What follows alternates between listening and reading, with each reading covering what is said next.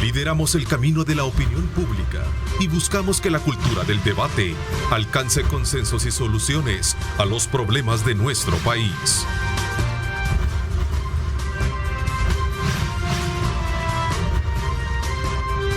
Diálogo con Ernesto López. Son las 6 de la mañana con 33 minutos. 6 de la mañana con 33 minutos. Continuamos con nuestra programación, agradeciendo a Osvaldo y a todo el equipo de prensa por esos aportes importantes que nos están dando en torno a la información que acontece en nuestro país y el mundo entero. Así es que desde ya deseamos lo mejor para usted esta semana. Recuerde colocar a Dios en el centro de sus actividades para que, desde luego, si no se han cumplido, puedan cumplirse esta semana. Así es que bienvenidos a este día lunes. Vamos a hablar de la recuperación de las exportaciones tras el impacto de la pandemia. Vamos a hablar de proyecciones de recuperación, crecimiento económico, tal y como lo ha planteado el presidente de la República en los últimos días, de establecer ciertas medidas como incentivos para hacer crecer la economía en nuestro país. Esta mañana quiero darle la más cordial bienvenida al presidente de la Corporación de Exportadores del Salvador, Coexport, Marvin Melgar. Bienvenido, gracias por acompañarnos. Gracias, Ernesto, buenos días. Gracias, también le doy la más cordial bienvenida a Silvia Cuellar, directora ejecutiva de Coexport. Bienvenida, Silvita. ¿Qué tal? Bienvenidos. Bueno, vamos desde luego a aprovechar, como siempre, invitarlos a ustedes a que participen y sobre todo también recuerden anteponer el criterio básico de la pregunta, de las observaciones y cualquier otro criterio para que podamos tomar en consideración sus comentarios en este programa. Esto será en la primera parte. En la segunda parte del programa estará Ricardo Sosa, experto en temas de seguridad, hablándonos sobre el estado de la seguridad en el país y otros aspectos elementales que son básicos también para hablar de estabilidad y desarrollo y crecimiento. A ver, un poco entrando en consonancia, hemos visto cómo el presidente ha logrado establecer en los últimos días ciertos parámetros para proyectar el crecimiento de la economía. ¿Cuál es la expectativa que ustedes tienen ahora con este nuevo, digamos, escenario político que se presta en el país a partir de que ya dentro de 3 semanas vamos a tener una nueva asamblea legislativa, por ejemplo? Gracias, Ernesto. Un saludo a toda tu audiencia y un deseo, pues, porque tengan todos una semana muy productiva, esta semana que inicia. Pues la verdad, Ernesto, nosotros desde Coexport vemos y estamos leyendo la realidad política del país bajo el entorno económico en el que nos encontramos, ¿verdad? Tal vez es necesario recordar un poco que en el caso de las exportaciones, el año anterior, pues tuvieron una caída del 15%, del 15.6% en relación al 2019, y los datos de la economía en general, tanto los de El Salvador como los de las muchas economías en el mundo, no son muy buenos. Estamos atravesando una etapa, dijéramos, inflacionaria a nivel global ahorita, y hay una recesión, dijéramos, en muchos países en el mundo. En Europa la zona euro está en recesión, Japón tiene bajo crecimiento, únicamente China y India presentan proyecciones de crecimientos con tasas atractivas del 8%, pero de ahí Estados Unidos con 3%, y todos los demás países pues también experimentan una serie de problemas y complicaciones. Eso hace una contracción en la demanda, y esa contracción en la demanda imposibilita que la recuperación económica, o sea, que el repunte de las exportaciones, por así decirlo, pudiese ser de manera rápida y veloz, ¿verdad? Que se pudiéramos recuperar. Al caer las exportaciones 15 puntos, es como que nosotros volviéramos a los niveles de exportaciones que teníamos en el 2011 o en el 2010, cuando exportábamos $5,000 millones. Cuando la economía tocó fondo allá en mayo del año pasado por las medidas que se tomaron para contener COVID, y las exportaciones nuestras cayeron un 60%, en Coexport hicimos una proyección con el equipo, junto con Silvia y nuestro equipo, y determinamos que íbamos a perder como $1,000 millones en exportaciones al final del año, que equivaldría como el 20% de las exportaciones totales. Al final cerramos el año con una pérdida, dijéramos, únicamente del 15%, que son como 914 o 916 millones los que se perdieron. Así es como estamos, esa es la realidad, ¿verdad? Hemos perdido empleos, hemos perdido patronos, muchas personas también han perdido las vidas. O sea, es una situación, dijéramos, de crisis dramática que no habíamos vivido y que nos toca pues encarar de la mejor forma. A ver, ahora, con el tema... Perdón, sí, solo para terminar, ahora con la realidad política, pues nosotros entendemos que ahorita enfrentamos una nueva realidad política y tenemos pues todos que ver cómo sinergizamos, cómo sumamos, cómo sumamos todos, cómo hacemos esfuerzos por lograr consolidar los proyectos que vengan a devolverle al país el rumbo, el crecimiento y el empleo. Los empleos necesitamos realmente rescatarlos. Al cierre del año se habían perdido 52,000 empleos. Hoy creo que las tasas son menores, ya es menor los números, pero sin embargo todos los años salen más de 50 o 60,000 personas aptas para obtener un empleo y también eso es lo que necesitamos. Yo creo que todos nos tenemos que concentrar. Exactamente. Y si se maneja bien la inversión pública, si se hacen bien las cosas, creemos que se puede. Ok. A ver, Silvita, en el mismo sentido, quizás para hacer también un balance de dónde viene el sector, cómo está, hacia dónde se proyecta y cómo se ve desde el punto de vista de esta nueva realidad política, como la decía el presidente de Coexpo. Yo creo que es importante indicar, y bien lo han, sí, bien se ha citado ahí, que es una recuperación lo que estamos teniendo, porque sí es importante decir que no es un crecimiento. Muchos dicen estamos creciendo, sí, estamos aumentando de acuerdo a lo que teníamos en el 2020, pero eso quiere decir recuperar, ¿verdad? Como dijo Marvin, aquí hemos tenido un retroceso de casi 10 años, ¿verdad? O sea, es una década que debemos recuperar en un año, un poco difícil. Entonces, es esta diapositiva, ¿no? Esto es a febrero, sí. En 1.024 millones, 11 millones más que en el periodo del 20, ¿verdad? Sí, pero recordemos que aquí estamos comparando febrero con febrero, y si se recuerdan el COVID, y encerrona, digamos, marzo, abril, mayo, ¿verdad? Fue marzo. Entonces aquí estamos como comparando lo que más o menos traíamos, ¿no? Entonces, vamos a ver en marzo, abril, ahí sí se tiene que ver un aumento mucho mayor, ¿verdad? Porque fue cuando nos encerraron, no podíamos exportar, de ahí vino junio, julio, que nos golpeó bastante, agosto, y ya septiembre ya se vuelve a ver una recuperación. El promedio más o menos de exportaciones que habíamos tenido el año pasado, mensual, digámoslo, eran 480 millones al mes. 480, 500. Hubieron meses de 556 millones.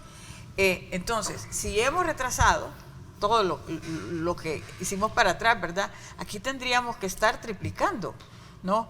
Lo que estamos haciendo y viendo es que las exportaciones se están desarrollando casi similares a lo que teníamos el año pasado. Estamos llegando a los mismos niveles, pero nosotros necesitamos hacer más. Necesitamos duplicar y triplicar para poder, ¿verdad?, superar esas cifras de retroceso que tuvimos. Ahora, ¿qué se puede hacer? Nosotros consideramos que sí se puede hacer. Este año es más de recuperación. Este año probablemente vamos a llegar a los mismos niveles, ¿verdad? Y el otro año crecimiento. Y eso va en consonancia de lo que decía el presidente recientemente en un tuit, donde esperaba lanzar medidas que verdaderamente provoquen esa digamos, proyección de crecimiento. Nosotros estamos esperando eso. O sea, es más, ya hemos hablado, incluso la semana pasada tuvimos una reunión con la ministra de Economía, ¿verdad? Porque hay un tema fundamental en todo esto. Mira, si nosotros queremos crecer, la piedra en el zapato número 1 es la facilitación. Eso es, la facilitación, y después hablemos de finanzas, de financiamiento, después hablemos de logística.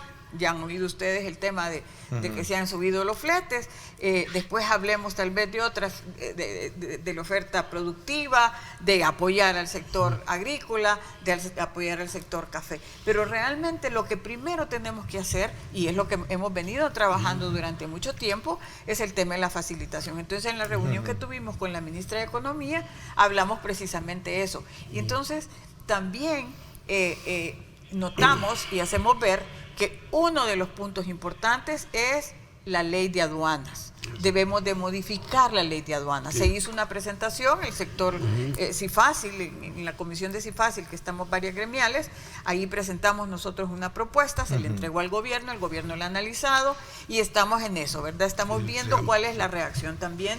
Ellos nos han presentado lo que es la ley de... hay modificaciones ya a la ley de zonas francas, ¿verdad? Ya se nos convocó a una reunión abierta, ya dimos, bueno, estamos por dar, porque es este día que tenemos que dar las observaciones, pero las modificaciones que se nos presentan son más sutiles, diría. Nosotros quisiéramos modificaciones todavía más agresivas. ¿Qué incentivos más podemos dar, verdad? Y en la reunión, pues como broma, pero no tan broma, ¿verdad? Marvin dice... En broma, pero no en tan serio. en broma, ¿verdad? Sí, en broma, pero en serio. La ley de zonas francas, pero, y las exportaciones. ¿Qué pasó con el famoso 6% que tuvimos en un entonces? ¿Por qué no regresar a pensar en un esquema que no riña con la OMC? Realmente el 6% ni reñía. Hay un ¿verdad? factor que no puedo soslayar, mucho menos dejar de mencionarlo, y tiene que ver con el tema de la pandemia, ¿no? Ese es un tema bien importante. Y sobre todo por esta declaración que me parece muy interesante. Agradezco a mi productor, que dice Alberto, que ahora trabaja para CEPAL, y dice: sin salud no hay recuperación, sin tener controlada la crisis sanitaria no va a existir una recuperación económica. ¿Por qué el titular y cómo quiero hilvanar esto? Porque sin duda alguna en el país han habido resultados positivos, pero no deja de ser latente un poco la preocupación que existe, digamos, en el calor urbano, de poder entrar de nuevo a un confinamiento como lo están haciendo otras, digamos, otras naciones, otros países. Es más, el presidente está siendo muy enfático en señalar: miren, allá se está haciendo esto, allá se está cerrando esto, y lo que deja al imaginario popular es como que, bueno, y quizás nos vamos a encerrar de nuevo. ¿Qué piensan ustedes un poco en ese? Bueno, nosotros creemos primeramente que el tema de la vacunación, por ejemplo, es un tema fundamental. Positivo. Que creemos que es una buena medida, y en la medida que se avance vacunando, miraba los datos, teníamos 180,000, casi 200,000 personas vacunadas ya el fin de semana, lo que equivale como a un 3% de la población. Pues pareciera ser que todavía es mínimo, pero si se va en esa ruta sería fabuloso. Nosotros queremos aprovechar esta mañana para solicitarle al presidente de la República o al ministro Laví a que se incluya dentro del personal de primera línea a todo el personal de las empresas, a la fuerza laboral del país. ¿Por qué? ¿Por qué decimos eso? Porque una economía sana puede resistir realmente de mejor forma a lo que pudiese ser una segunda ola o una nueva mutación del virus. El año pasado mirábamos que de parte del personal del gobierno había un tanto el divorcio de la economía con la salud, y querían separar lo que es la economía con la salud. Hoy todos estamos convencidos que es una política, una estrategia de salud como esta de vacunación se vuelve una política económica fundamental, importante, como es el estar vacunados. Así que va para ahí el lanzamiento. Con respecto al último tema, me quería referir también en relación a todas las cosas que se pueden hacer. Generalmente estábamos hablando de cómo está el entorno mundial, que está desacelerado, que hay recesión, que estamos en procesos inflacionarios, etcétera, que están subiendo las materias primas, los fletes, se están encareciendo los empaques, y que todo pareciera ser como muy oscuro. Pero también hay cosas que podemos hacer. Y dentro de las cosas que podemos hacer, por ejemplo, si en el pasado los programas de responsabilidad social empresarial, por ejemplo, para las empresas eran importantes, ahora son más importantes. Si en el pasado los procesos de innovación, investigación y desarrollo dentro de las empresas eran importantes, hoy se vuelve más crucial y más determinante hacer todo eso. También si en el pasado pensábamos que el sostenimiento del clima y el cambio climático y todos los procesos de reciclaje y todo eran importantes, hoy se vuelve más importante por todo lo que hemos pasado en los últimos años. Eso desde el lado de las empresas. Pero desde el lado del gobierno, ya Silvia tocaba el tema, y es la facilitación comercial. Ahí el gobierno tiene la gran tarea en la transformación digital. El país tiene que entrar ya a una brecha, a una agenda de transformación digital que permita que los temas que nosotros estemos tocando de manera permanente en los medios, en los círculos sociales y empresariales es que estemos hablando de inteligencia artificial, de 4G, de 5G, de la Big Data, la tecnología, el Internet de las cosas, la realidad aumentada. En los temas de innovación digital necesitamos hablar de teletrabajo, de Smart Cities, plataformas digitales, telemedicina, comercio electrónico, electromovilidad industrial, etcétera, etcétera. Entonces, todo eso, ¿por qué? Porque necesitamos asegurarle liquidez a las empresas a través de créditos. Y una tendencia o corriente o experiencia que nos deja esta situación de la pandemia ha sido el teletrabajo. Correcto. Entonces, ¿cómo compararlo en términos muy, digamos, cuantitativos? El hecho de tener la presencial, digamos, al personal de manera presencial, a tenerlo por el tema de teletrabajo. Es que también todo depende, ¿verdad? Todo depende del tipo de trabajo, todo depende de la actividad. Hay una a la naturaleza que nos entonces que no se puede obviar, si eso es conveniente o no conveniente. No, una planta productiva no. Sí, o hayan surgido muchas plataformas claro, de trabajo en la que, perdón, de negocios, en la que el trabajo se hace desde casa. Entonces, dependiendo de la industria, así se puede hacer la configuración del teletrabajo. Nosotros en la reunión que menciona Silvia le hemos presentado a la señora ministra una serie de cuerpos legales como la ley de aduanas y otras, y aquí incluimos la parte laboral, donde también se tiene que hacer reforma a las leyes laborales. Necesitamos entrar a la flexibilidad laboral, necesitamos tener jornadas, por ejemplo, dependiendo de la industria, como digo, no todos pueden ajustarse en el mismo modelo, pero dependiendo de la industria podemos tener jornadas laborales, por ejemplo, de 4 días a la semana, que faciliten y que eviten tráficos innecesarios, que nos ayuden a descontaminar, por ejemplo, que nos ayuden a tener ciudades más fluidas, ¿verdad? Tenemos el caso de la carretera Los Chorros, que también lo estamos tocando, que había quedado ahí después de Sur City, ¿verdad? Entonces, nosotros esperamos que ese tema de la carretera Los Chorros, que implica el gran tránsito y fluidez de mercaderías por ahí, que eso que se tome como agenda del gobierno y que cuanto antes pues se pueda dar respuesta a todas esas movilidades. Ok, Silvita, entonces estamos hablando de de un primer trimestre del año positivo para poder de alguna manera despegar bajo esa proyección de la que estamos hablando y que se sitúa en el marco de lo que conversábamos, que al menos el gobierno, incluso también veíamos que el Fondo Monetario hacía una estimación de crecimiento bastante interesante. Después de venir de un decrecimiento del menos 8%, ahora un crecimiento de 4.2% proyectado para este año. Algo que me parece que es importante resaltarlo en esta plática. Yo diría, el primer trimestre vamos a ver definitivamente, y ya lo estamos viendo, como te digo, un crecimiento. El crecimiento, recuperación. Importante. En el segundo trimestre esperamos todavía más. Y el gobierno ha logrado, decía, y es precisamente por eso, porque el tema de la salud es íntimamente vinculante al tema de estabilidad económica. Y estabilidad económica es tener buena salud. Y eso es lo que... Las empresas han invertido lo que no te imaginas, definitivamente, en darle seguridad a sus empleados. Ahí recuérdense que estamos hablando del transporte que proveen, que todavía...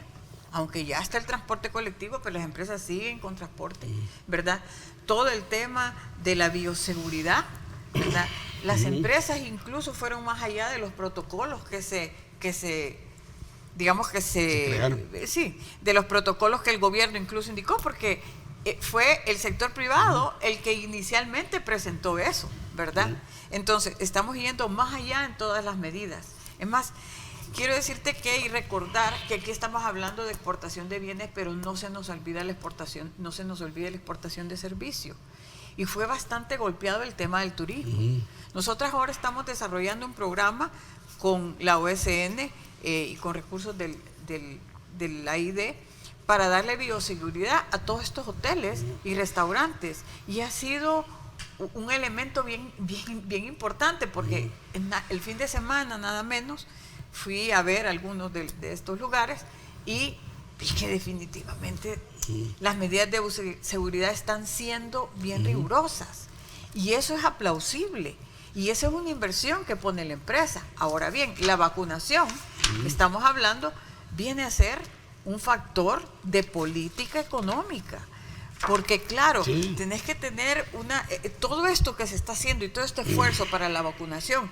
Marvin dijo, bueno, ahora vamos con gente de mayor edad, con los que tienen enfermedad, pero es que la vacunación tiene que ser general, porque eso va a evitar más esa propagación del virus. Sí. Entonces, si nosotros esperamos que el sector privado también pueda hacerlo y que pueda tenerse jornadas de vacunación dentro de las empresas, eso va a ayudar todavía más. Entonces nuestro país tiene que despegar.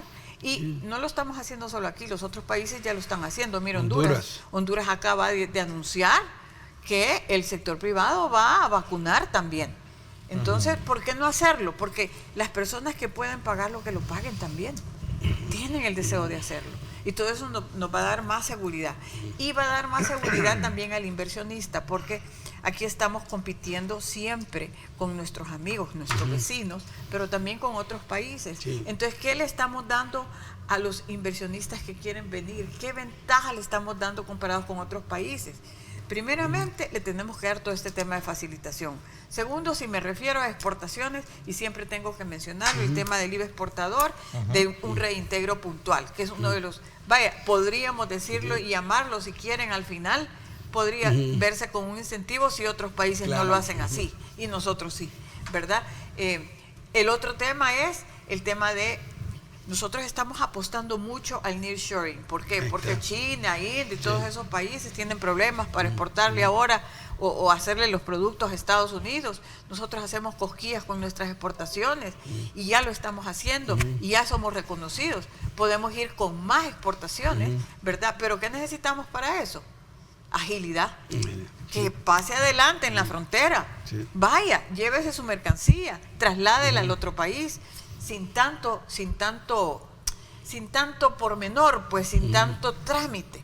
Y te digo que realmente se ha estado haciendo un esfuerzo con aduanas, y hay que reconocerlo, que aduanas también está en toda la disposición de salir adelante. Entonces, este es un trabajo de dos. Fíjate que incluso estamos ahora precisamente con el apoyo de la ID también, estamos trabajando una estrategia exportadora. Ya se seleccionó la empresa consultora o el consultor que va a hacer esto.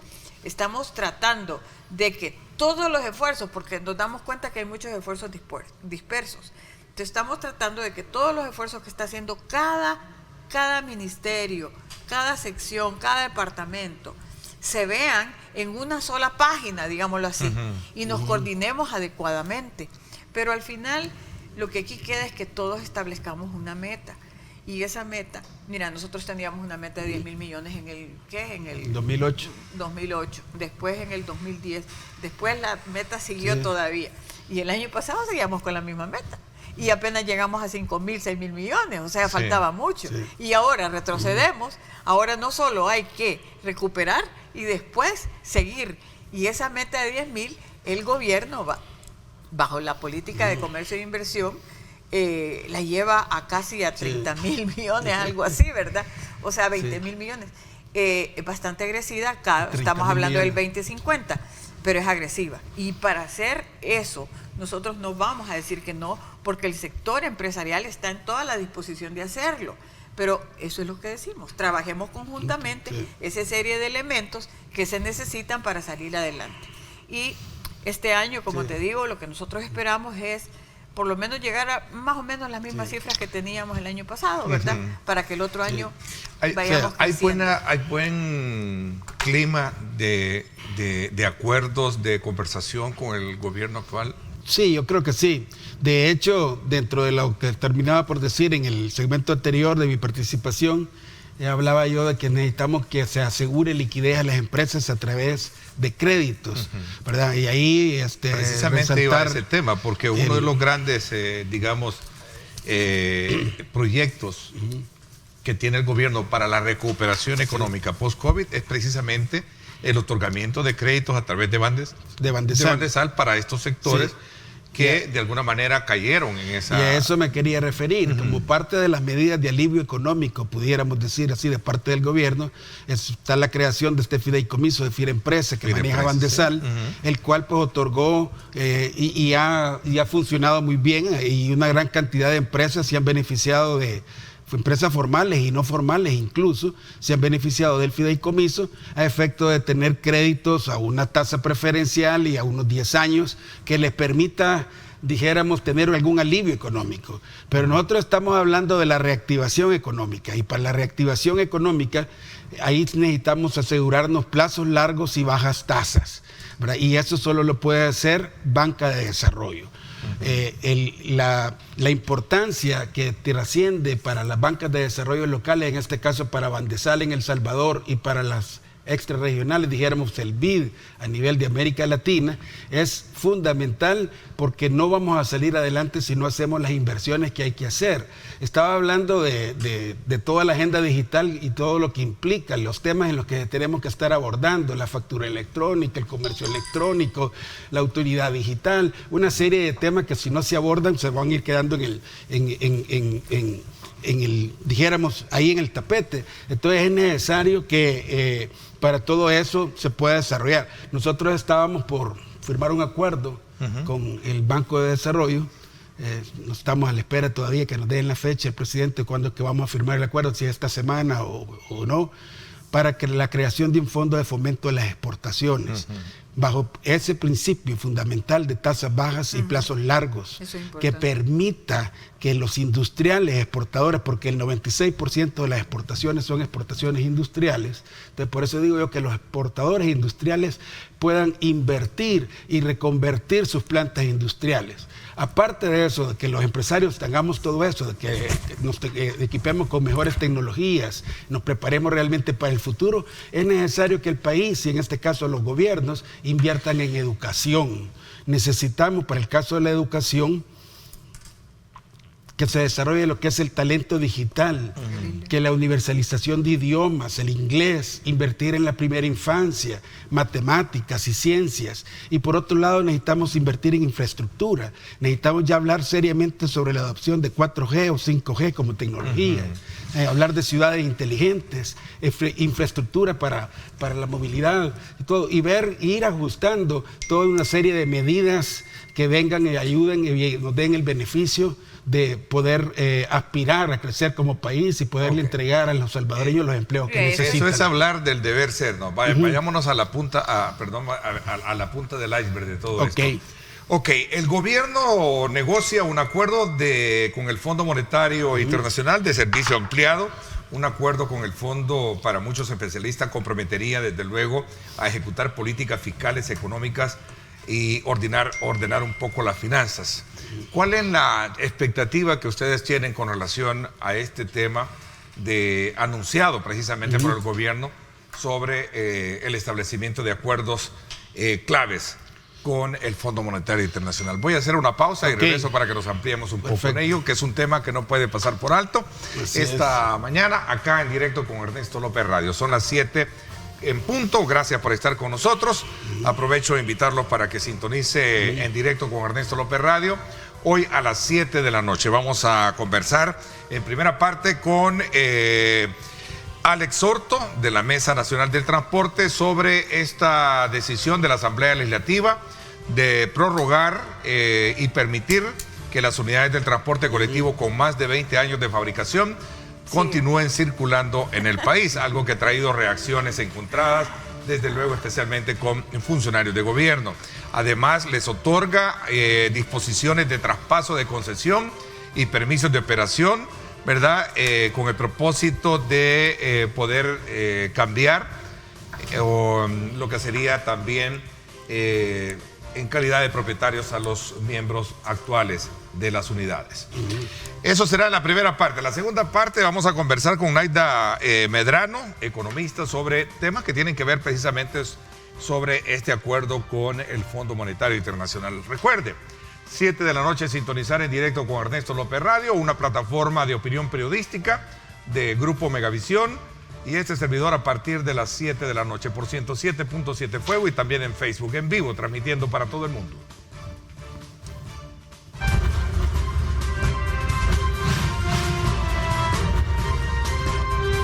Diálogo con Ernesto López. Estás viendo Diálogo con Ernesto López.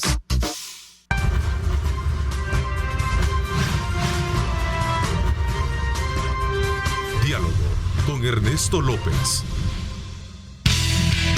No hay camino ni reto capaz de frenarnos. Econoparts, siempre las mejores marcas. Econoparts presenta.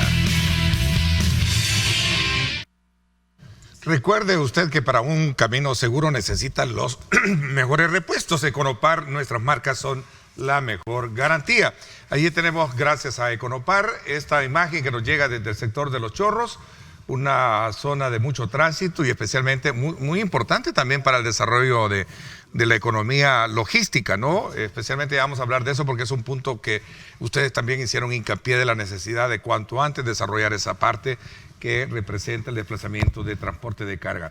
Así está el tráfico a esta hora. Vea carga vehicular hacia San Salvador, tal y como lo muestra esta gráfica, estas imágenes gracias a Econoparts. Nuestras marcas son la mejor garantía. Econoparts, siempre las mejores marcas. Presentó. Voy a quedarme un poquito pendiente con este tema para conocer la opinión que tienen ustedes con relación a este anuncio hecho por el gobierno de la República sobre los primeros acercamientos de pláticas con el Fondo Monetario Internacional para hablar del tema de los chorros, porque veo que hicieron hincapié que es una de las principales expectativas que se tienen con relación a que se logre de alguna manera construir una vía alterna, ¿no? De transporte logístico. Bueno, hablando del tema mencionaba que habíamos tenido una reunión con la ministra de Economía en el seno del comité de facilitación. Entonces, sí, fácil, donde estamos todas las gremiales, 7 gremiales estamos ahí, e hicimos una presentación y uno de los temas focales, porque al final incluso indicamos que es importante hablar, es importante definir, pero también es importante encontrar respuestas inmediatas y rápidas. Entonces, nosotros le apostábamos a 3 medidas, que ojalá fueran 3 medidas lo más rápido posible. Y ustedes ya bien vieron ahí el tráfico de Los Chorros, ¿verdad? Sí, y lo vamos a seguir viendo, lo vamos a pedir a nuestro productor que esté más atento para verlo. Ese tema de Los Chorros, esa carretera, afecta el tráfico y afecta la operación de las empresas. Nosotros entendemos que hay que hacerlo y estamos de acuerdo en lo que se está haciendo. Lo que nosotros pedimos es que haya una mejor coordinación, de tal forma que los horarios se puedan ver mejor o que nos ponemos de acuerdo en algo. Eso me recordó cuando estaba que estaban haciendo la carretera para el Puerto de la Libertad. Si se recuerdan, ahí había muchas empresas al inicio de la carretera, al inicio donde está, no me acuerdo cómo se llama ese tramo, pero hicimos un acuerdo en donde pusimos horarios, en donde incluso pusimos horarios de salida y entrada de la carga de las empresas, porque estaban recarpeteando todo, más bien estaban haciendo toda la carretera, ¿no? Y entonces eso nos estaba llevando serios problemas de retraso de entrega de la mercancía. Este cuadro, por ejemplo, genera atrasos. Por supuesto, digamos, genera atrasos de salida y de entrada. Complica la economía exportadora. No solo el tráfico, sino nosotros estamos hablando de la operatividad de las empresas en cuanto a su carga, ¿verdad? Entonces, porque esto solo es un eslabón del horario diario que se tiene, porque también para transitar para este sector buscando Acajutla es tremendo. Sí. es que en todos Pero lados gracias a Dios ya está casi concluyendo lo que es el Claudia Lars, que es un bulevar que se ha hecho hoy en esta gestión. No, Me y parece es que nosotros, es muy interesante y felicitar al ministro porque está metiendo. Hay que felicitar por esos esfuerzos y estamos de acuerdo. No queremos decir que no, por supuesto, ni se nos ocurriría. El tema más que todo es coordinar de tal forma que las empresas puedan tener sus horarios adecuados y que tal vez haya más trabajos nocturnos, porque muchas veces los vemos en medio de horas que son bien pesadas. Y deberíamos de hacer un horario más escalonado, pues. Entonces, ese es el punto que le pedimos. El punto del chorro es importante. El otro punto que también pedimos es en el tema de las reformas a la ley. Mira, aquí estábamos hablando de la ley de aduana, ya lo dijimos. Sí. La ley de reformas a la ley de sanidad animal y vegetal. Ahora que hay un nuevo ministro, estamos pidiendo ya una cita, precisamente, para ver ese tema, porque hay mucho retraso en esos permisos, ¿no? Entonces, hay que ir a ver la ley de sanidad animal. La ley de control y regulación de armas, municiones, explosivos, artículos similares en lo relativo a la importación de sustancias controladas, que siempre tienen unos retrasos increíbles y te piden un montón de trámites. ¿Y para qué? Si eso siempre le están dando el permiso. O sea, ya está probado que la empresa que está utilizando ese cierto tipo de químicos, ¿verdad? Es consistente. Claro. Entonces, hay que ver esa ley también. Y la ley de zonas francas y comercialización, y también el Ministerio de Economía nos ha presentado una propuesta de reforma a la ley de negocios internacionales, importantísimo para todo este tema de TICs, de call centers, ¿verdad? Que estamos de acuerdo. Ahora, una cosa es modificar las leyes y, como dije, otra cosa es ir más allá, buscar más allá de lo que tenemos. El tema del ferry es un tema interesante, pero también decimos, tenemos que tener una agresividad en la operación alrededor del puerto La Unión, y eso es logística, ¿verdad? Y eso es leyes como las de zonas francas y parques industriales. Estamos hablando de la APP del aeropuerto. Esa APP ya está en vigencia, es la APP primera que se hace, ¿no? Y es importantísima para la zona de carga. Estamos hablando de análisis de las muestras de MinSal. Mira, eso se tarda un montón para alimentos y bebidas. Y entonces nosotros pedimos excluir a los productos en categoría C en lugar que la vigilancia se realice en el mercado. El repositorio documental en el CIEX para que no haya esa... Estamos hablando de que todo sea en línea, pero tenés que tener repositorios considerables, ¿verdad? Situación de la carretera del Chorro ya lo hablamos. Estamos yéndose al operador confiable, ¿verdad? Eso es un buen avance que está haciendo también aduanas. Entonces tenemos que entrarle bastante a eso para que las empresas puedan confiar que el operador confiable es una alternativa para ellos. Y le estamos apostando. Revisar los procedimientos del establecimiento y la ampliación de temas de inversiones. Mira, al final lo que estamos hablando aquí es, sentémonos, pongámonos de acuerdo y manos a la obra. Ok. A ver, vámonos ahora a hablar sobre el Fondo Monetario Internacional. ¿Qué significa un acuerdo con el Fondo Monetario Internacional? En retrospectiva y en el lenguaje económico significa compromisos. Así es. Compromisos fiscales. Sí. ¿Cómo ustedes y cuál es la expectativa que tienen como sector exportador frente a este anuncio que ha hecho el gobierno y que ya todos estamos, conociendo de estos acuerdos? Bueno, de estos acercamientos. Nosotros lo vemos sumamente positivo cualquier acuerdo que se haga con nuestros proveedores financieros, en este caso con el Fondo Monetario Internacional, dado que eso pondría una agenda de cumplimientos de parte del gobierno y de parte del fondo también, ¿verdad? Porque se busca para el fin de reestructurar la deuda, ¿verdad? Probablemente mejores tasas, probablemente mejores plazos, etcétera, etcétera. Entonces eso lo ve positivo, desde el fondo lo ven positivo, por ejemplo, el que el presidente Bukele haya acumulado, dijéramos, más poder, en el sentido de que después de su ascenso a la presidencia de la República y luego en las últimas elecciones, su consolidación de primera fuerza política ahorita con las elecciones de diputados y alcaldes, eso es más confiable para el fondo porque no va a haber mucha oposición política que impida los acuerdos, y eso de alguna forma nos va a dar a nosotros alguna estabilidad macroeconómica que permita, en primer lugar, incluir la informalidad, ¿verdad? El 70, casi el 80% de la economía después de la pandemia sigue siendo informal en el país, y esa informalidad no contribuye a la seguridad social, no contribuye a la seguridad pública, no contribuye a la educación, y es necesario que todos contribuyamos, y es aquí donde vienen implícitamente medidas de formalidad, ¿verdad? El monotributo, que lo hemos dicho en el pasado, en fin, y ahí viene también todo el tema que hablábamos anteriormente de la parte digital, que si no se hace esa transformación digital, esa revolución digital por acabar con la burocracia que ralentiza todas las operaciones. Estábamos hablando acá recientemente con Silvia acerca de la velocidad con la que se mueve la carga en Centroamérica y todo eso. Entonces, todo eso, esos son los temas que realmente nos preocupan. Y quisiera terminar, Y al hablar de políticas fiscales y acuerdos fiscales en particular. Sí, bueno, necesitamos revisarlo, o sea, no tendríamos que tenerle temor a los acuerdos fiscales, incluso de que hubiese impuestos, Una dijéramos, ¿verdad?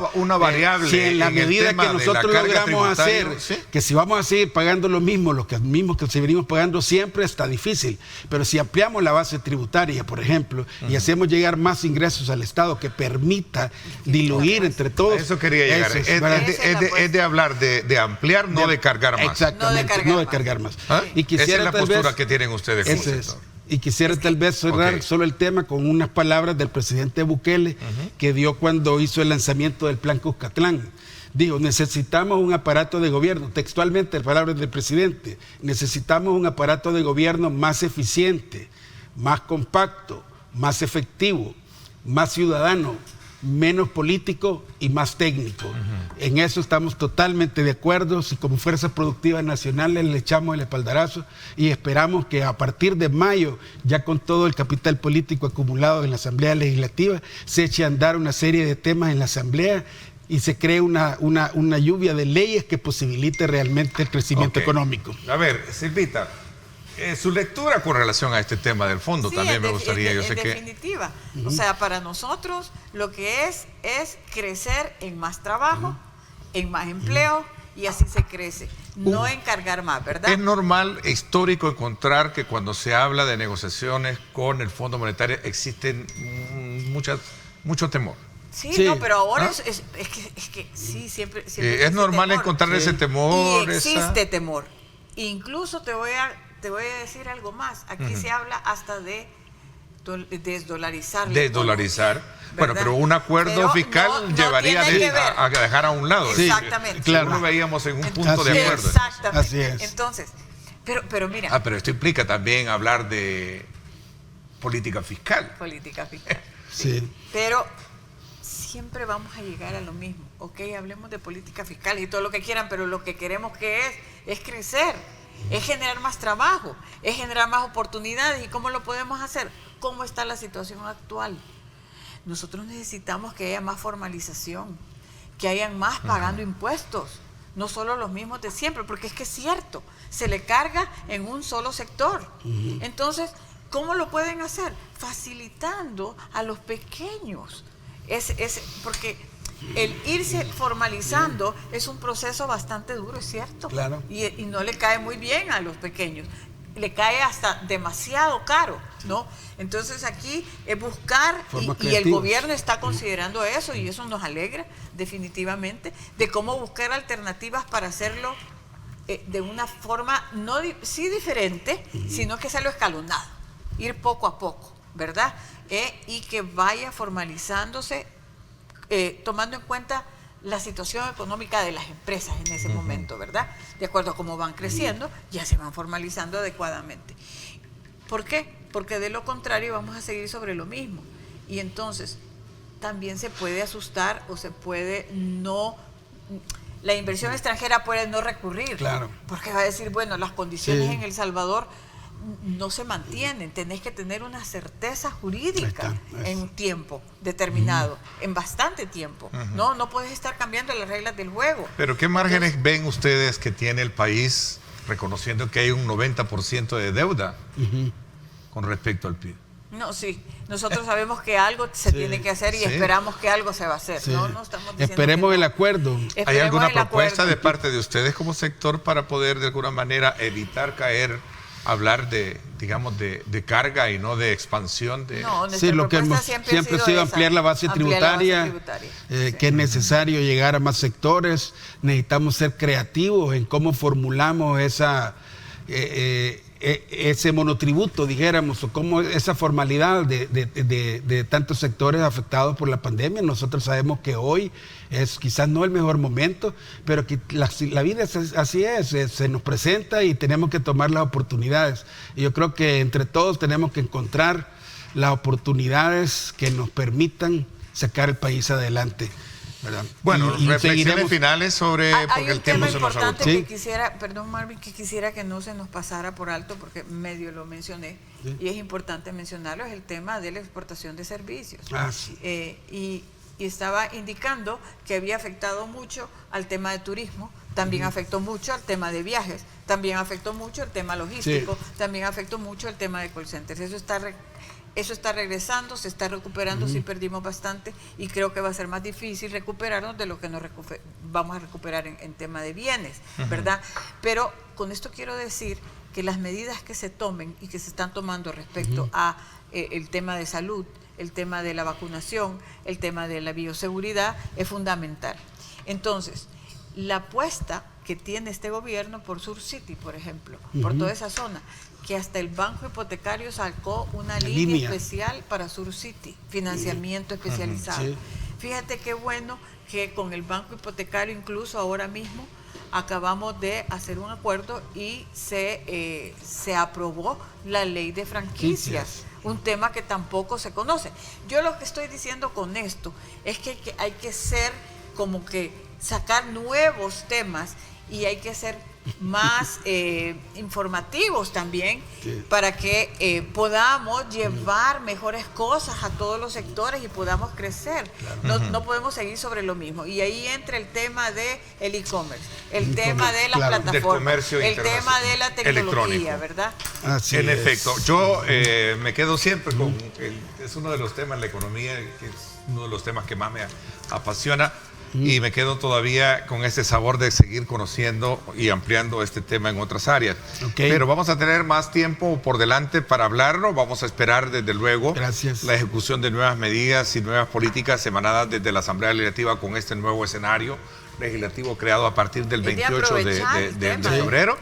Y veo que hay mucha expectativa, pero también positiva desde el ángulo de ustedes, como me lo dejan a mí. No sé si me equivoco. Gracias por haberme acompañado, Marcos. Gracias, Ernesto. Estamos a la orden siempre. Gracias, Silvita, también. No, de nada. Siempre a la orden. Saludos a Carlos Federico, por cierto.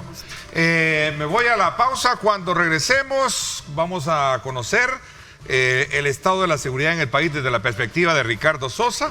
Vamos a hablar de este tema de los desaparecidos también, que es un tema que no deja de inquietar muchísimo. Vamos a conversarlo con él desde su ángulo. Gracias. Vamos a la pausa y volvemos con más.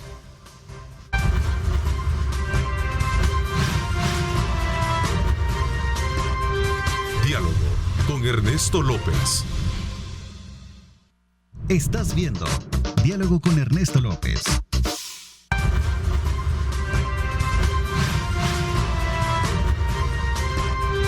Diálogo con Ernesto López. No hay camino ni reto capaz de frenarnos. Econoparts, siempre las mejores marcas. Econoparts presenta. Bueno, gracias a Econoparts queremos decirles a ustedes que para un camino seguro, usted siempre necesita los mejores repuestos. Econopar, nuestras marcas son la mejor garantía. Vámonos entonces ahora hasta el sector del Boulevard del Ejército para que veamos cómo está el tráfico a esta hora de la mañana. Ahí está, desde luego, la mejor versión visual para que usted pueda ver de primera mano si piensa desplazarse hacia el oriente. Pues hay bastante circulación, no así el ingreso hacia la capital. Gracias a Econoparts. Este fue, desde luego, el espacio del informe del tráfico a esta hora de la mañana. Recuerde que para un camino seguro necesita los mejores repuestos que solo Econoparts se los puede dar. Nuestras marcas son la mejor garantía. Econoparts, siempre las mejores marcas. Presentó. Gracias nuevamente por estar con nosotros. Vamos en esta segunda parte del programa a conversar sobre temas de seguridad y especialmente con énfasis en el tema de las desapariciones con Ricardo Sosa, experto en este tema. Gracias por acompañarnos, Ricardo. ¿Cómo estás? Qué gusto saludarte esta mañana de lunes. Buenos días, licenciado López. Gracias por esta invitación. Un fraterno saludo a todos los televidentes y cibernautas. Que Dios les bendiga. Ricardo, ¿cómo se está? Voy a ser puntual en tanto al tema de los desaparecidos. Hay cierta, digamos, y este es un tema que lo hemos abordado también en radio, hay ciertas, digamos, estadísticas que muestran que incrementan, pero la versión oficial desmiente que estos casos de incremento de desaparecidos existen en el país. ¿Cuál es tu lectura al respecto? Bueno, yo creo, licenciado, que para este tema hay que hacer un análisis completo de lo que es el tema de las desapariciones. Esto, en primer lugar, no es un fenómeno criminal nuevo en el país. Cuando surge la denominada tregua con las pandillas y el crimen organizado autorizada por el gobierno del expresidente Funes, me recuerdo que una de las preguntas que usted me hacía acá era si era cierto que bajaban los homicidios porque aumentaban los desaparecidos. Ese tema se volvió mediático durante este periodo de la tregua. Ante mi pobre respuesta en aquel momento, decidí investigar a profundidad, y lo que encontré fue de que prácticamente la historia reciente de El Salvador en 199 años de república nos indicaba que ya en 1932 en Izalco se habían registrado las primeras desapariciones forzadas. Lastimosamente, en aquel momento no hubo hombres o mujeres que pudieran documentarlas. Luego encuentro ya una segunda etapa que es de 1960 a 1979 aproximadamente, donde surgen el fenómeno criminal de la desaparición forzada ya en América Latina. Creo que tenemos esa cronología que tú estás mencionando, porque la bajamos un poco de tu informe. No sé, productor, si la podemos colocar para reforzar un poco lo que está diciendo nuestro invitado. Sí, Ricardo. Luego, no es nuevo. No es nuevo. Quiere decir que no es nuevo. No, en 1960 se registra ya como fenómeno delictivo criminal en América Latina. Y inicia también el registro en El Salvador. Luego, durante el conflicto armado de 12 años, fue una táctica, una estrategia utilizada por la extinta guerrilla, el desaparecer personas con motivación política y también con aspectos de búsqueda de financiamiento de sus operaciones de guerrilla. Luego, ya con la firma de los acuerdos de paz, hay una aparente tranquilidad en el tema. De 1992 hasta aproximadamente el año 2002, hay una aparente tranquilidad en el tema. Entre el año 2002 y el año 2003 comienzan las primeras desapariciones del presente siglo.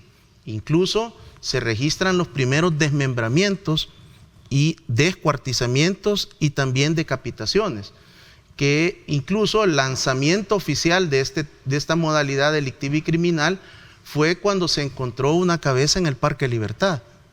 Y esto marca una nueva etapa porque ya no era por motivación política, sino por crimen organizado y pandillas. Lo que encuentro ya después de este sustento histórico y estos antecedentes es que la Fiscalía General de la República en el año 2010 comienza a registrar el fenómeno de los desaparecidos. Es hasta el año 2010. Y en la Policía Nacional Civil a partir del 2011. Lo que nos indica es que este fenómeno comenzaba ya a generar problema a las autoridades. Y luego encontramos esta, ¿no? Es esta la cronología de la que nos estás hablando, ¿no, Ricardo? No, esa no es mía. Pero el tema es que tiene que ver con el hecho de que no es un fenómeno delictivo nuevo. Ahora, ¿qué encontré yo cuando revisé el tema de la tregua? Y siempre lo sostuve.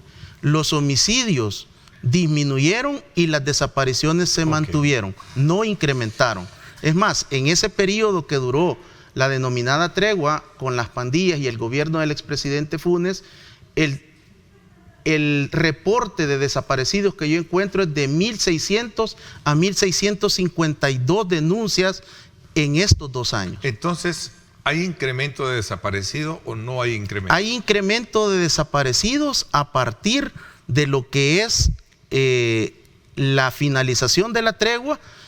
En el gobierno del expresidente Salvador Sánchez Serén se eleva a más de 2.000 denuncias por año desde ese momento. Luego llegamos al año 2019. ¿Y por qué? Porque el 5 de enero del 2019 recibe el mandato constitucional el actual fiscal general de la República, el doctor Raúl Melara Morán, y él recibe con 9.2 denuncias diarias de personas desaparecidas. Él trabaja del 5 de enero al 31 de mayo prácticamente solo, se sensibiliza, reconoce el fenómeno, le llama por su nombre y comienza a generar otro tipo de protocolos de actuación dentro de la Fiscalía General de la República, genera toda una serie de análisis y crea la unidad de personas desaparecidas dentro de la Fiscalía que no existía. Presenta modificaciones de ley y luego, cuando llega el gobierno de la República actual, el comisionado Mauricio Arriaza Chicas recibe el 1 de junio del 2019 y por su parte también la policía ya no le denomina con palabras suaves al fenómeno, lo acepta, lo reconoce, fortalece la división de personas desaparecidas, la subdirección de investigaciones. ¿Y qué encontramos, Ernesto? Un primer descenso de 9.2 a 6.5 denuncias diarias en prácticamente 11 meses de actuación del señor fiscal general y 7 meses de actuación del director general de la policía. Luego, en el 2020, viene el tema del confinamiento domiciliario, el tema también de las denuncias de personas desaparecidas registra una segunda disminución en el interanual, y acá hay que distinguir las estadísticas policiales de la fiscal. Okay. Tú dices en un artículo que recién se publicó, los desaparecidos es un fenómeno criminal, pero también social en El Salvador. O sea, son dos variables. Exactamente, esa es la modalidad que yo he encontrado ya del año 2019 a la fecha.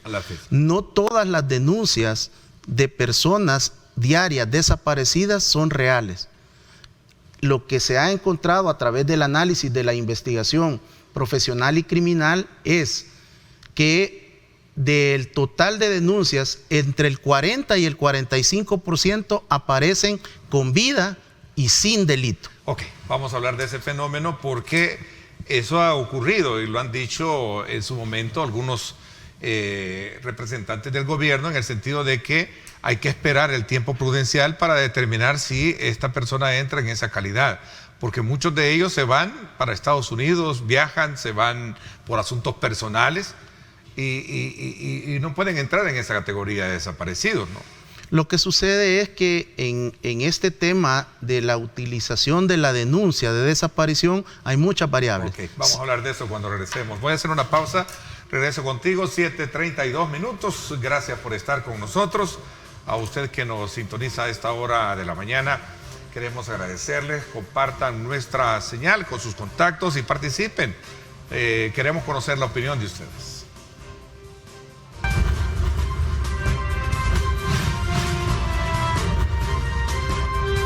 Diálogo con Ernesto López.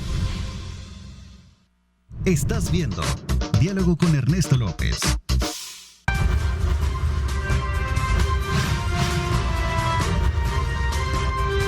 Diálogo con Ernesto López. Continuamos conversando con Ricardo Sosa, experto en el tema de seguridad, criminólogo, quien nos está hablando precisamente sobre estas particularidades que tiene el fenómeno de las desapariciones, sobre todo porque se han generado algunas estadísticas desde una versión no oficial que dicen que han incrementado, mientras que la parte oficial sostiene que es todo lo contrario. Ricardo, esto del fenómeno criminal desde el punto de vista social, digamos, tiene una explicación como tú bien lo planteabas, pero también en esto hay un drama del cual es bien significativo. Por ejemplo, en el proceso de denuncia, llego a decir, bueno, desapareció y a lo mejor esta persona no está desaparecida por actos criminales, sino por cuestiones muy personales. Esto ha sucedido. Sin duda, yo creo que lo importante es reconocer que el delito de la desaparición de personas en El Salvador es una realidad y es un fenómeno delictivo y criminal, sobre el cual del total de denuncias diarias aproximadamente un 3 a 4% se convierten en homicidios. Sin ninguna duda existe un daño a la sociedad salvadoreña, pero también en esta última etapa de la investigación y actualización de lo que había desarrollado por más de 9 años, encuentro al revisar los casos que ahora también tenemos un fenómeno social.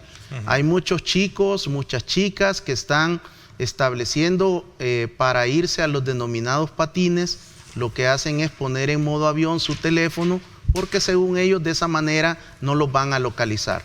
También tenemos una combinación de otro tipo de problemática intrafamiliar, como son problemas de violencia intrafamiliar, delitos de connotación sexual. También, Ernesto, hay que decirlo con total Por ejemplo, el caso de esta madre de Cojutepeque, por ejemplo. Bueno, ese es un tema que sin duda está en investigación, sí, y yo no quisiera brindando una opinión que al final...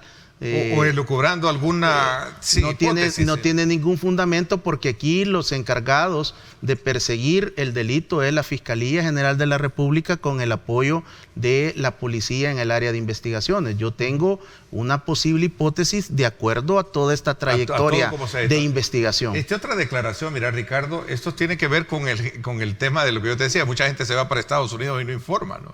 Sin duda.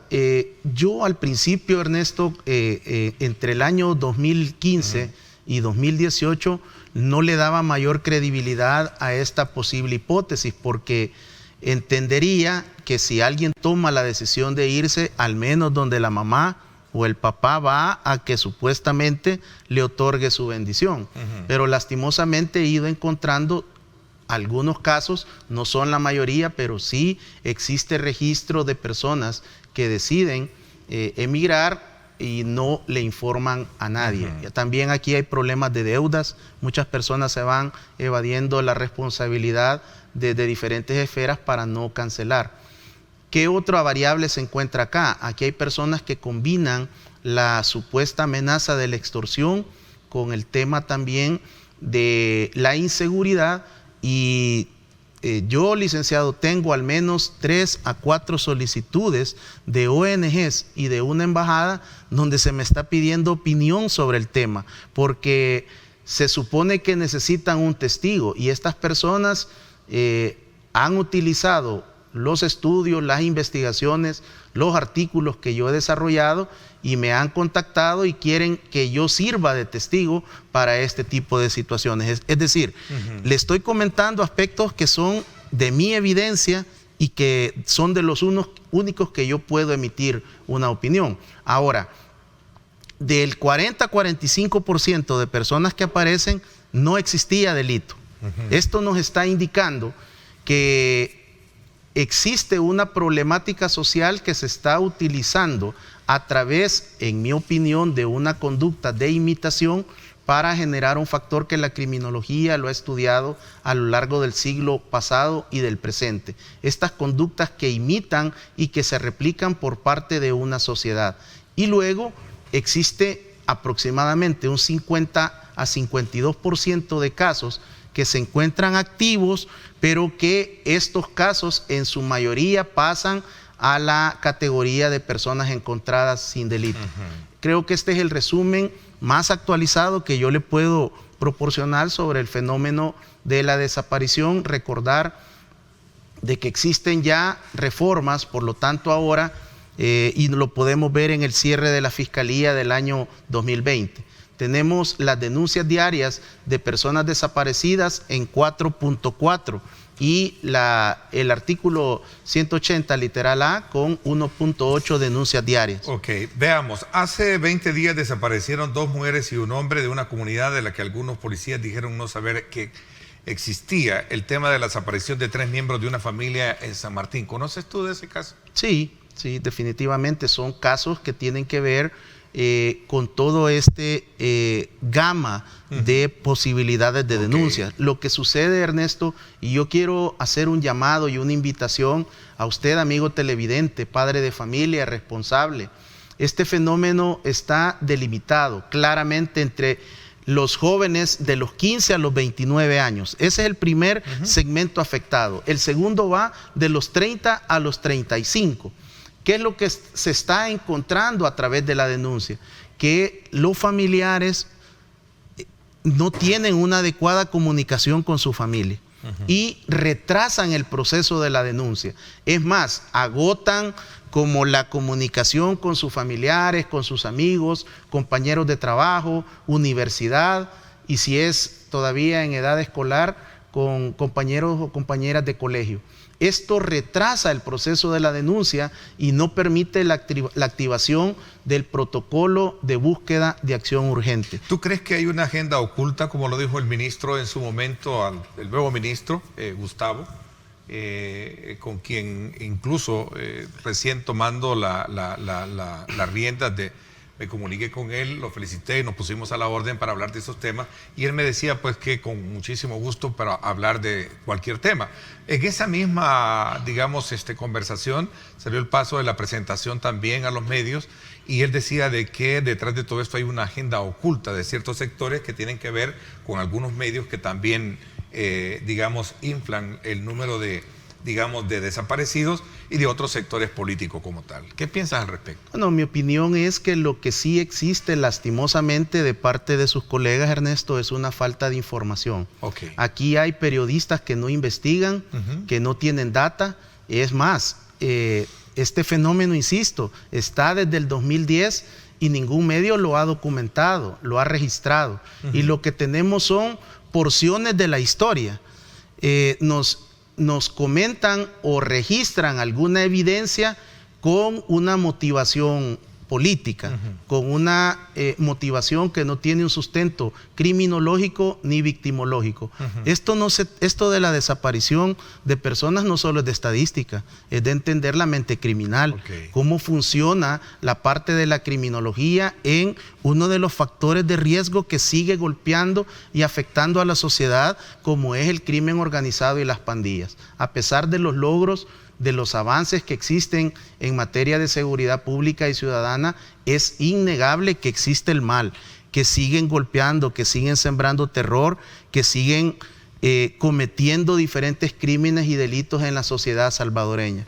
Pero el tema es, yo solicitaría más responsabilidad de algunos medios impresos y digitales que ahora lo que se están tratando de hacer es de contar historias amarillistas, de tocar la fibra del sentimiento de la sociedad, de casos que pueden ser reales, pero el tema es que no dan el contexto, no arrojan cifras. Ahora observamos hasta personas extranjeras que llegan a los medios de comunicación a hablar cualquier tipo de barbaridad en relación al drama humano de los desaparecidos.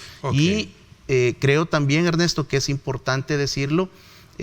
Usted recordará, tanto en su programa de radio como en este set, lo abordamos tanto en el periodo de la tregua como en el gobierno del expresidente Salvador Sánchez Serén. Y yo fui atacado y no fui escuchado ni por los fiscales anteriores ni por los directores generales de la policía. El Estado salvadoreño fue insensible cuando este drama humano lo pudieron contener. Y definitivamente creo que es una evidencia más donde el estudio, la investigación académica, la evidencia empírica, los indicadores cualitativos y cuantitativos en muchas ocasiones siguen siendo no tomados en cuenta por los tomadores de decisión del país. Ricardo, ya que mencionas el tema de la Fiscalía, ¿qué piensas de las cifras que maneja la unidad especializada de desaparecidos de la Fiscalía? Que creo que son puntos paralelos en torno a la versión oficial, ¿no?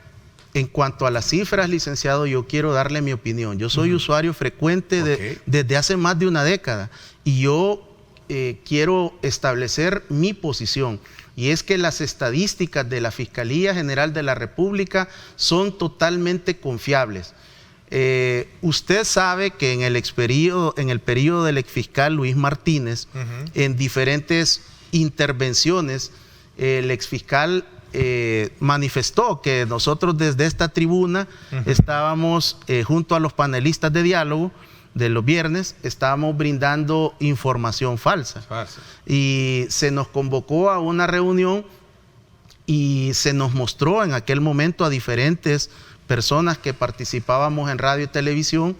Conocimos cómo funciona el sistema SIGAP y yo no tengo ninguna duda que es una plataforma eficiente en el cual la Fiscalía General de la República tiene data confiable. Adicional, tenemos la unidad DATI, que es altamente dirigida por personas muy competentes en análisis delictivo y criminal, que tienen una técnica criminológica para llevar la evidencia y la data. Así que por el lado de la Fiscalía yo no tengo ningún inconveniente y confío plenamente en los datos de la Fiscalía en términos generales y de la Unidad de Personas Desaparecidas. Y por el lado de la Policía Nacional Civil, pues tienen, en mi opinión, una mejor plataforma, una plataforma robusta, una plataforma que les permite conocer en tiempo real qué es lo que está sucediendo a lo largo y ancho del territorio nacional. Incluso la Unidad de Personas Desaparecidas, como decía, funciona desde el año 2011 y está completamente georreferenciado, está mapeado, está documentado, tienen una serie de parámetros y de indicadores. Hay un protocolo, entiendo, incluso hasta en el tema de ¿cómo es que le llaman a esto? Como de acción urgente. Sí, el PAU, Protocolo de Acción Urgente. Exacto.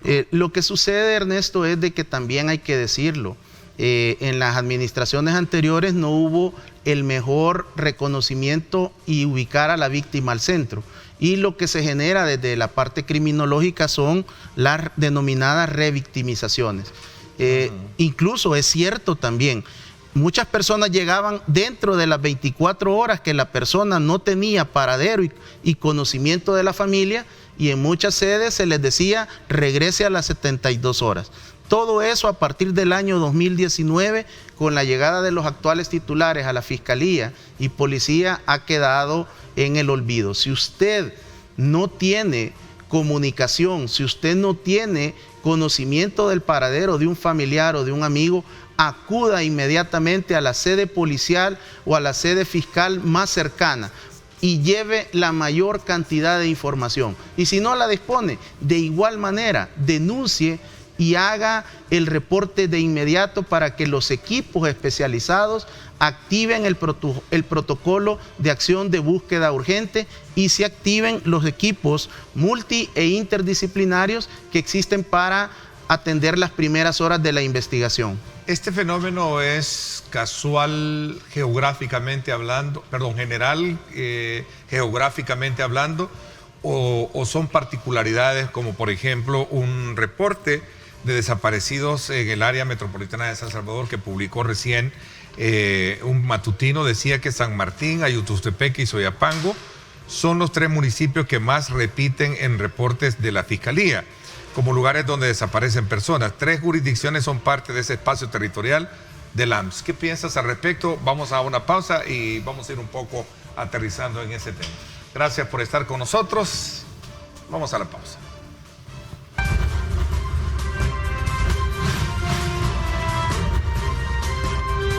Diálogo con Ernesto López. Estás viendo Diálogo con Ernesto López.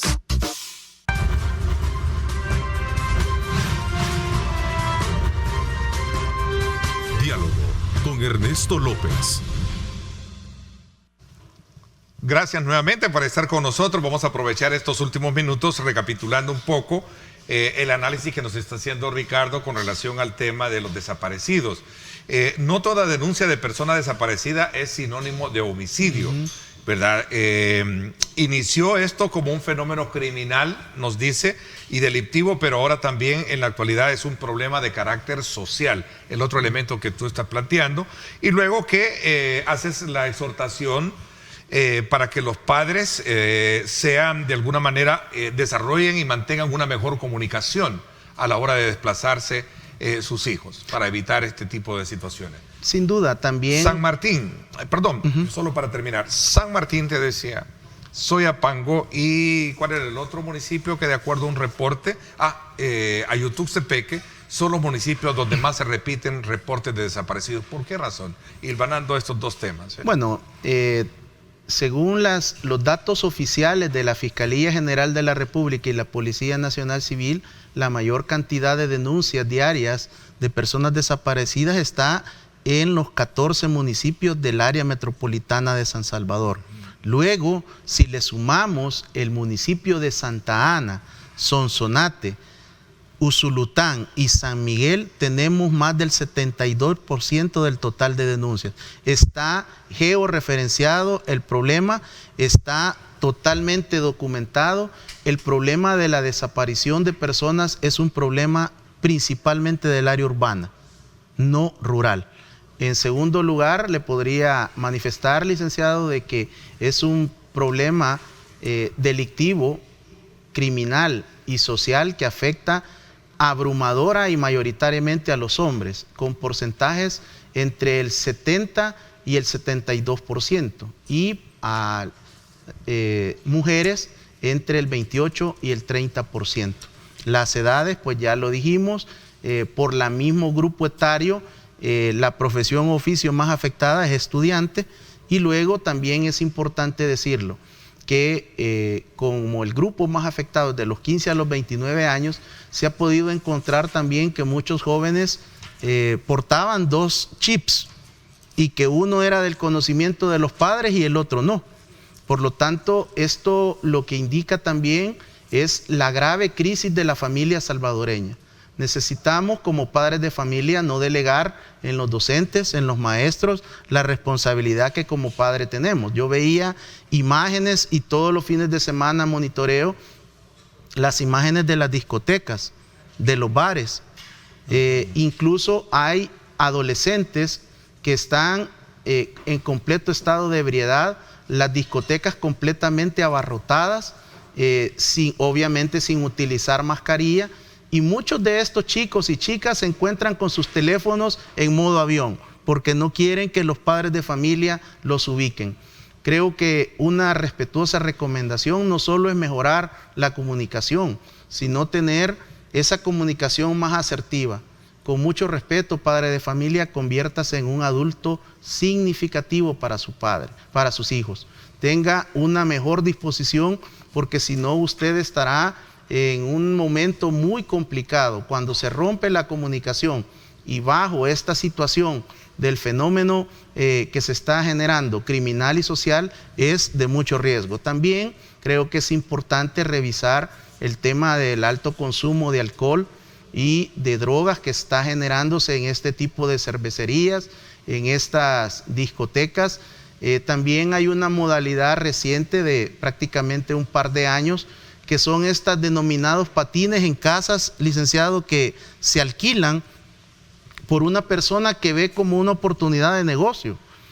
Alquilan residencias en ciertas zonas del país y logran ingresar 100, 150 jóvenes cobrando un precio de cover, y lo que se encuentra ahí es adolescentes ingiriendo bebidas alcohólicas hasta perder el conocimiento. Creo que esto nos indica la necesidad que tenemos de hacer una revisión como sociedad de lo que estamos experimentando. Ok, aquí tengo una denuncia que me dicen habitantes del sector de Prados 1 de Soyapango, para que las empresas que facilitan internet o que venden internet puedan darlo en esta zona, ya que digamos, no hay este servicio, y esto provoca que los hijos ahora salgan a estudiar y no tener el sistema ¿cómo se llama? El sistema de video virtual. Ajá, virtual, para poderlo tener. Este es un problema que nos tiene preocupado a los padres de familia. Así es que el llamado es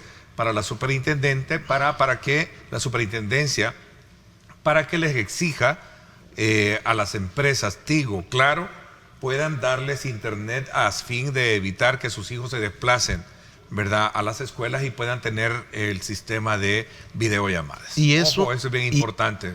Y es un servicio pagado por el padre de familia. ¿Qué tiene que ver con esto? Esto tiene que ver con el tema de la exposición del riesgo. De movilizarse para ir a buscar internet a un cibercafé, a una plaza. Y aquí también, licenciado, creo que es importante la ausencia de las municipalidades dentro del confinamiento por el COVID-19 y posterior, en el sentido de que no han sido capaces de generar y de llevar el internet también a su territorio. Esto sin duda necesitamos avanzar, porque también hay mucha denuncia de padre de familia que recarga su teléfono y como dicen comúnmente, le chupa el saldo sin ningún tipo de registro sobre lo que es la descarga de los gigas o de los megas que tenga contratados. Sin duda son momentos en los cuales debemos de refundar nuestra familia, debemos de volver a la raíz que es la familia y poder trabajar con nuestros jóvenes, mantener una comunicación efectiva y ante cualquier situación que usted no tenga ubicado a su familiar, denúncielo. Esto no le va a generar malestar a la fiscalía y a la policía, independientemente las motivaciones y cuál sea el resultado, siempre y cuando esta persona aparezca con vida. Licenciado, si usted no se reporta a su casa, como usualmente lo hace previo, posiblemente me busca inmediatamente a su almuerzo, definitivamente no va a estar esperando. Entonces, creo que esto aplica para toda la sociedad. Ok, me despido con este criterio que hacía nuestro buen amigo Rafael Goches, quien hemos estado, a quien también tú conoces. Sí. El ascensor social es una forma gráfica de describir la subida o la bajada en el nivel de vida de la población. Por ejemplo, el BID ha estimado que la pobreza ha aumentado más del 7% en El Salvador por la pandemia del COVID. Dice, cerca de 470,000 personas han caído en la pobreza. Por tanto, hoy cerca de 2.5 millones de personas estarían viviendo en situación de pobreza en el país. ¿Por qué me hago esta reflexión? Porque en la medida de que nosotros superemos estos cánones de la pobreza, vamos a superar desde luego estos problemas sociales a los cuales se enfrentan muchos a la hora de tener que desplazarse a zonas buscando también trabajo. Gracias, Ricardo, por haberme acompañado. Muchas gracias por la invitación. Amigos y amigas televidentes, abracen la vida. Que Dios les bendiga. Gracias. Por mi parte, eso es todo por hoy. Los espero hoy en radio para que hablemos sobre el tema del transporte colectivo y esta prórroga para que buses con más de 20 años de antigüedad puedan seguir circulando, y también la opción de 12 meses para establecer cambios en los permisos de línea. Situación que ha creado desde luego reacciones dentro de funcionarios del gobierno. Vamos a hablar de eso hoy precisamente con Alex Orte, dirigente de la Mesa Permanente del Transporte. Y en la segunda parte estará Nadia Medrano con nosotros para que podamos hablar precisamente sobre estos otros temas relacionados. Naida Medrano, sobre el tema de las negociaciones con el Fondo Monetario Internacional. Así es que no se lo pierda hoy a las 7 de la noche. Gracias. Por mi parte, esto es todo por hoy. Pásenla bien y, como siempre, recuerden lo más importante: amar a Dios sobre todas las cosas. Lideramos el camino de la opinión pública y buscamos que la cultura del debate alcance consensos y soluciones a los problemas de nuestro país.